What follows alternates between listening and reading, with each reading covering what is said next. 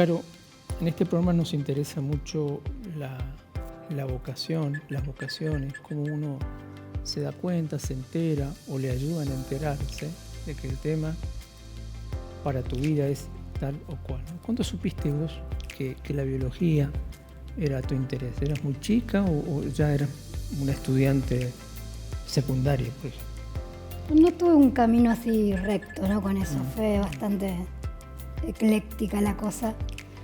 Yo lo que recuerdo así, cuando por ahí me preguntan, o mi niño a veces me pregunta eso, recuerdo haber de chica, tendría 8 o 10 años, mi viejo me llevó a una juguetería un día y me dijo, elegí lo que quieras. No me acuerdo si era un cumpleaños, si había cobrado algo, no me acuerdo cuál era la situación. Y recuerdo haber elegido de todo lo que había en la juguetería un microscopio. De esos plásticos chiquititos. Había muchos en una época, ¿no? Como juguetes. Sí, no voy a delatar mi edad, ¿no? No. ¿Cuándo? Pero sí. Hace poquito tiempo estamos hablando. Entonces, me acuerdo haber elegido eso. Me acuerdo que un tiempo largo, que yo recuerde, estuve muy motivada con eso. Y recuerdo también mi mamá cuando yo era chiquitita, mi mamá trabajaba en un laboratorio de bioquímica, era secretaria. Y algo debe haber quedado en mi, no sé dónde ahí, porque mi mamá me llevaba cuando yo era muy niña, 2 años, 3 años tenía. Y entonces yo dije, bueno, quiero ser bioquímica, ¿no? Un tiempito quise ser bioquímica. Dije, bueno, listo, es por ahí. Después, ya más de grande, 14, 15, yo ya estudiaba inglés hace unos años y dije, bueno, no, voy a ser traductora de inglés, ¿no? 2 mundos, nada que ver.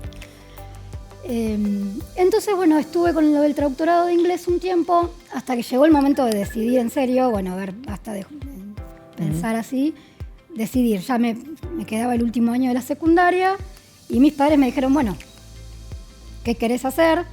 ¿Dónde? Y recuerdo que como no tenía muy firme, estaba entre inglés y bioquímica todavía y había alguna que otra cosa, pero recuerdo en ese momento se usaba ir a delecto mi edad ahora, se usaba una guía universitaria que venía en papel, que tenía ese nombre, y mi viejo me dijo, ¿por qué no vas a la biblioteca del pueblo y consultás la guía? En la guía universitaria están todas las carreras que se ofrecen en las universidades, con los programas de las asignaturas, ¿no? De las materias, las incumbencias, el título que otorgan, bueno, todo. Y me acuerdo que me fui a la biblioteca y empecé a leer la guía. Siempre un poco más de énfasis en las carreras como bioquímica o biotecnología, algunas más relacionadas. Inglés ya no tenía, me parece, tanta fuerza. Y en un momento apareció la UNAM, la Universidad Nacional de Misiones, con la licenciatura en genética, que era cuando había muchas carreras que tenían 5 o 6 universidades, 7 universidades, arquitectura tenía como 10, 15. Y cuando aparece licenciatura en genética, era la única. No había otra universidad en la Argentina en donde se estudiase licenciatura en genética.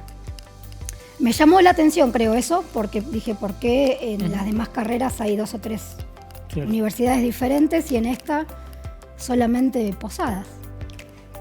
Y dije, bueno, me voy a Posadas a estudiar licenciatura en genética. Me encantó el programa de estudios, tenía las asignaturas, no tenía mucho detalle de los contenidos, pero sí todas las asignaturas, lo que el título habilitaba para que uno hiciese. Y como lo vi muy parecido también, o me imaginaba que tenía mucho contenido de lo que sería bioquímica, ¿no? Me decidí por la licenciatura y creo que fue un golazo. Bueno, ubicada entonces en la carrera, en genética. Una cosa es lo que uno piensa, intuye o sueña, y otra muy diferente es lo que ocurre en la realidad, digamos. A veces es mejor, a veces no tan mejor y a veces es peor. ¿Cómo era eso? Llegaste acá, primero que estabas lejos de tu lugar. Otro lugar, una carrera que solamente se dicta acá y que vos no tenías muy claro cómo era. ¿Cómo fue eso? Esos primeros momentos. Bueno, y para completar el escenario, yo me formé en una escuela normal, hice la secundaria en una normal y mi título es de bachillerato con orientación docente. O sea, para completar la historia, ¿no? Yo creo que tuve un poco de suerte y una gran parte de los docentes y las docentes que tuvimos en la carrera, que todavía algunas y algunos están todavía en actividad. Primero, bueno, suerte digo porque tuve un grupo de compañeras y compañeros que fue para mí fundamental para poder sostener el ritmo de lo que significa pasar de una secundaria a una carrera universitaria. Y por otro lado, los contenidos, ¿no? El tenor de los contenidos. Imagínate que en una orientación docente teníamos química, por supuesto, tuvimos química, matemática, física, pero con un nivel de exigencia quizá no comparable a las compañeras y compañeros que venían de terciarios o de tecnicaturas en química. Yo tenía compañeros que habían hecho 6 años de escuelas con orientación en química, por ejemplo. Entonces, yo creo que el grupo que me tocó en suerte de tener de compañeras y compañeros fue fundamental para eso, porque nos sostuvimos entre todos para poder, las personas que tenían más formación en técnicas de estudio o en esas cuestiones que yo por ahí podía dar una mano en eso, hacíamos eso, o que sabíamos un poco de inglés porque se leía en inglés, en fin. Y en contraposición o para complementar en realidad las compañeras y compañeros que sabían más de física, de química. Entonces nos sentábamos a estudiar entre todas y todos, leíamos, íbamos a las clases, preguntábamos. Bueno, fue realmente muy... Creo que eso fue significativo en el sostén, sobre todo en el primer año. Claro. Que es cuando mucha gente dice, bueno... El desgranamiento, ¿no? Mucha gente se va. Exacto. No, esto no es para mí, no es lo que yo quiero. Yo creo que ahí fue... Eso y los contenidos que sí, por suerte también, yo me imaginé bastante cercanos, digamos, los contenidos que tuve, bastante cercanos a lo que yo pensaba que iba a abordar. Un poco también manejar la ansiedad, decir, bueno, no, por ahí, no sé, mucha química, mucha matemática, pero no es toda la carrera así. Después empezamos a tener otras cosas.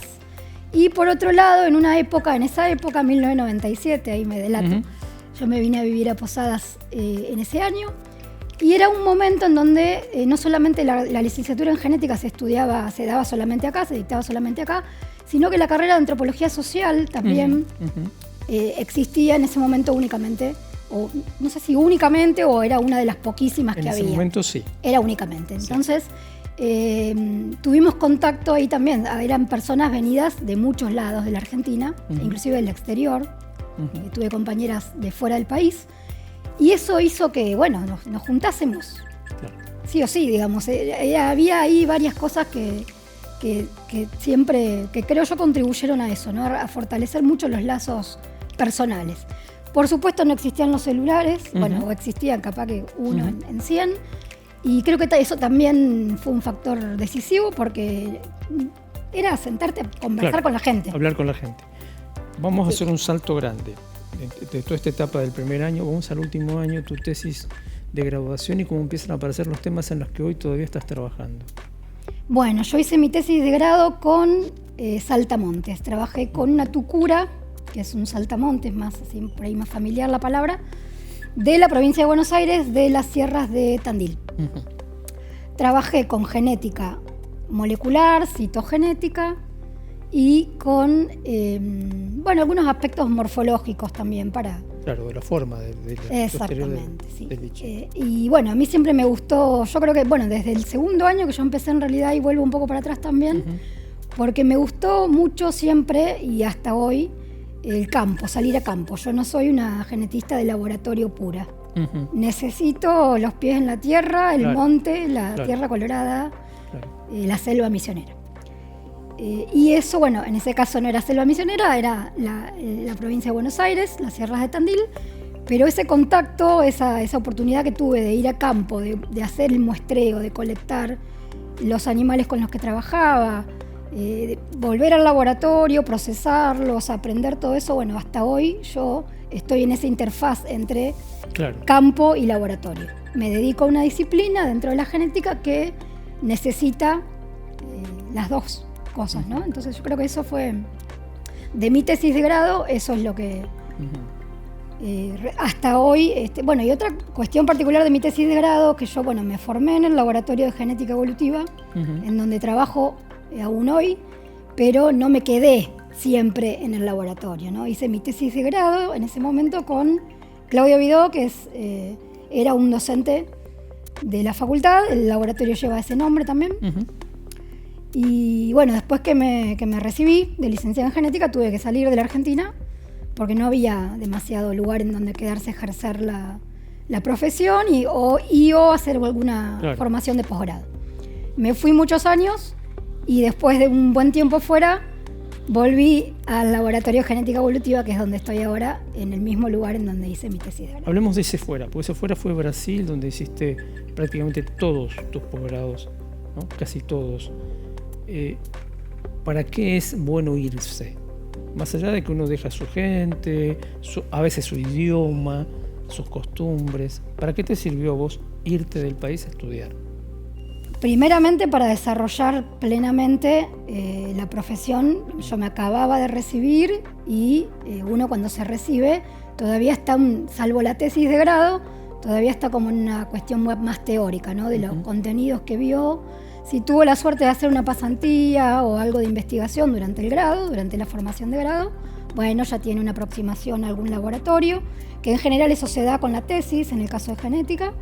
Pero bueno, me sirvió para fortalecer esa parte, ¿no? Como investigadora, un poco más independiente. Por supuesto que uno tiene directores, directoras en mi caso, pero bueno, tiene un cierto poco más de autonomía de cuando está haciendo su trabajo de grado. Y también, por supuesto, para profundizar disciplinarmente en algo más específico, que es lo que vos tenés como formación de grado. La formación de grado, por lo menos acá en la carrera nuestra, en genética, pero me atrevo a decir que en casi todas las universidades nacionales del país, es de altísima calidad, es muy sólida y es amplia, ¿no? Entonces uno sale con la formación en varios aspectos dentro de lo que la carrera se enfoca, ¿sí? Pero uno puede trabajar en una amplia variedad de temas, desde investigación hasta cuestiones mucho más aplicadas, ¿no? Entonces, durante el posgrado uno enfoca un poco más en algo específico que le interesó o que, bueno, que por cuestiones de la vida se le pone enfrente. Entonces, el posgrado sirvió para eso. Y el nivel más personal es una experiencia enriquecedora, con pocas, yo creo que con pocas otras pocas experiencias que se puedan comparar, como uno crece humanamente. La experiencia de vivir en otro país, de conocer otra cultura, de vivir otras cuestiones, de conocer otras universidades, inclusive. Yo también hice mis posgrados en universidades públicas de Brasil, con estancias en algunos otros países, pero mayoritariamente en Brasil, universidad pública. Y sirvió, bueno, también para dimensionar un poco, bueno, uno pone en valor la formación que recibió en el grado, porque yo me di cuenta cuando llegué a Brasil que lo que yo había hecho como tesis de grado era una tesis de maestría en la universidad en la que yo estaba. No es que me di cuenta yo, digamos, mi directora cuando vio mi tesis de grado, mi directora de Brasil, dijo, esto es, ya hiciste una maestría. No lo digo, digamos, por mí, Carolina Miño, sino por la formación que brinda la universidad. Pero bueno, me sirvió fundamentalmente para eso y sobre todo también, y algo que yo destaco hasta hoy, para fortalecer lazos con personas que aún hoy en día continúan colaborando conmigo desde el punto de vista de la investigación, ¿no? En este momento yo sigo colaborando y publicando, investigando y teniendo estudiantes en común con mi directora de Brasil y con el que fue mi directora en Canadá. Hablemos de los temas. Mencionamos solo un par de ellos. Hablamos de la tucura, tu tema de tesis de licenciatura. Pero yo te conocí ya investigando otras cosas. Sí.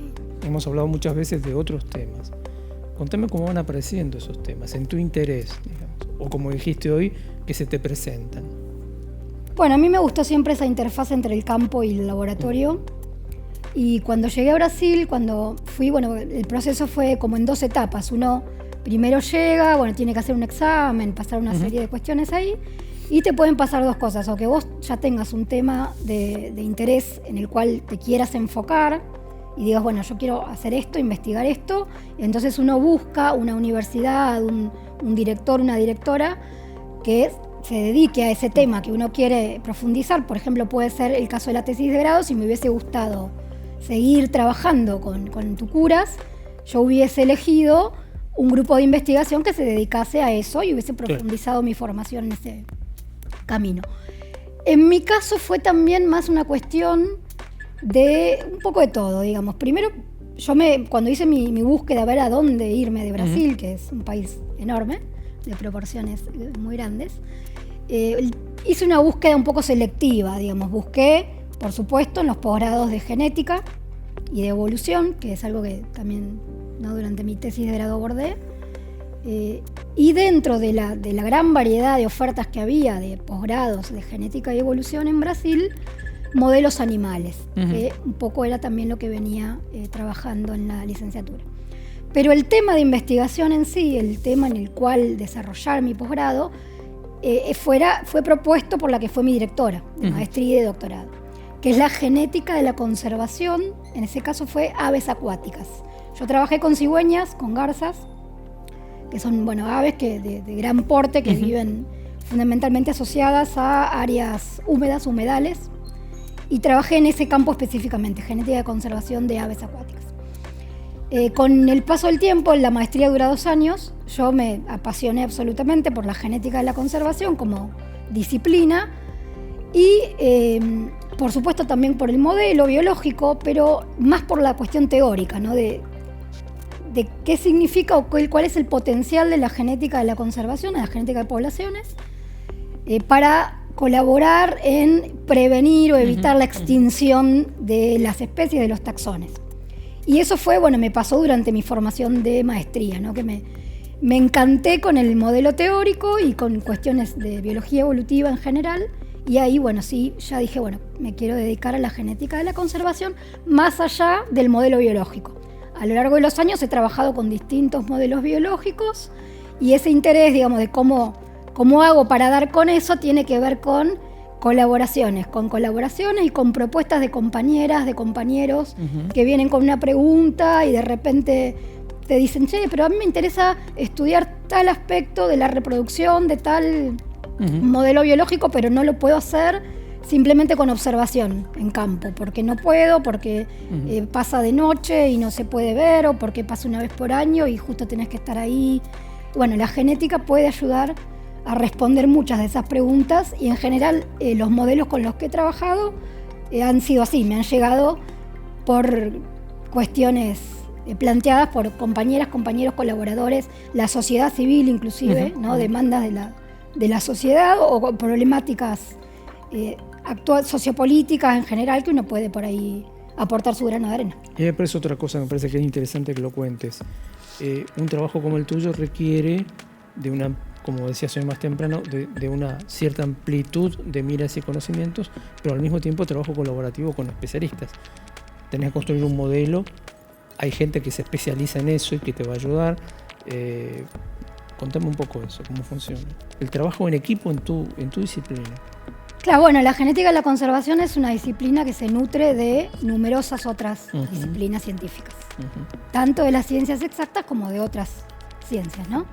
En nuestro caso, entonces, por supuesto, como vos decías, yo no soy especialista en todas esas otras miradas de los modelos biológicos que se necesitan muchas veces para interpretar lo que una como genetista ve en los resultados, tiene que tener una interpretación. Yo lo puedo hacer hasta cierto punto. Y en otro punto necesito de la charla, de la conversación, de la colaboración con otras personas que saben más de otros aspectos de ese modelo biológico que estamos estudiando como para terminar de contar la historia. En nuestro caso particular, en el laboratorio donde yo trabajo, somos muchas investigadoras e investigadores, por suerte, y todos o casi todas especializados en distintos aspectos, ¿no? De la vida, de la biodiversidad, que es lo que estudiamos en el laboratorio. Eso nos ayuda mucho, pero más allá de eso también requerimos de la conversación permanente con otras personas que nos dan mucha más información. Por ejemplo, guardaparques, las personas que están en terreno. Están en campo, digamos. En campo, veterinarias, veterinarios, personas que se dedican inclusive, las personas que desarrollan o que idean o que implementan las políticas públicas, por ejemplo en el caso de conservación de la biodiversidad, formación para saber, yo tengo una idea, vamos a conservar esta población, esta especie, este taxón, pero una cosa es lo que yo diga y otra cosa es que eso llegue efectivamente a traducirse o a traspasarse a la sociedad como una política efectiva que va con el objetivo de conservar o esa especie o ese ecosistema o ese taxón. Entonces, para mí el diálogo permanente con diversos colaboradores, colaboradoras y transdisciplinar es también algo que por suerte elegí, creo que una disciplina que me brinda esa satisfacción, ¿no? De poder aprender muchísimo. Yo aprendo mucho más de lo que puedo por ahí. Un poco de eso se trata, ¿no? O sea, un investigador no deja nunca de aprender. Exactamente. Es un poco el motorcito que lleva adentro. La última pregunta tiene que ver con algo que ya desarrollaste en parte, pero que me interesa que por ahí lo cierres un poco. Tu tipo de trabajo es el tipo de trabajo que le sirve al decisor también, al que toma decisiones, por eso lo hablaste recién. Si estamos hablando de políticas públicas de conservación, debemos apoyarnos en lo que ustedes producen, porque además puedes producir un modelo predictivo, ¿no es cierto?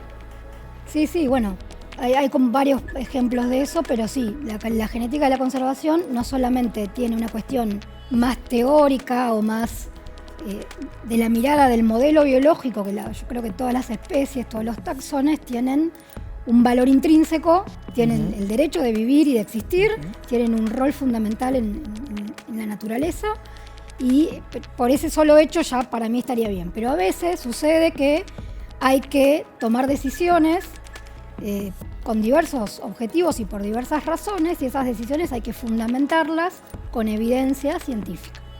En el caso de la genética de la conservación sirve para eso, para aportar evidencia científica, para ayudar a las tomadores de decisión a tomar una decisión o a diseñar algún plan de manejo, o por ejemplo, hay que, se va a inundar una cierta área porque hay un objetivo de hacer algo ahí y tenemos que o rescatar animales o translocar o decir, dejamos una parte sin inundar, ¿qué parte dejamos? Son todas cuestiones que en el día a día, cotidianamente recibimos esas demandas, hacemos ese análisis, o les decimos qué datos se necesitan, si los podemos producir, los producimos, si no interpretamos información ya que ya existe, ¿no? Y con una mirada desde la disciplina, y brindamos ese servicio, sería, digamos, o ese aporte de la ciencia a una demanda muy precisa de que muchas veces parte de la sociedad civil.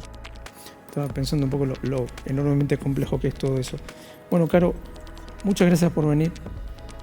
La idea es que vuelvas. Así es que, ojalá. Quizá en la próxima nos vamos a centrar en uno de todos estos ejemplos que fuiste dando de tu trabajo. Perfecto, un gusto. Muchas gracias por la venir. invitación. Gracias.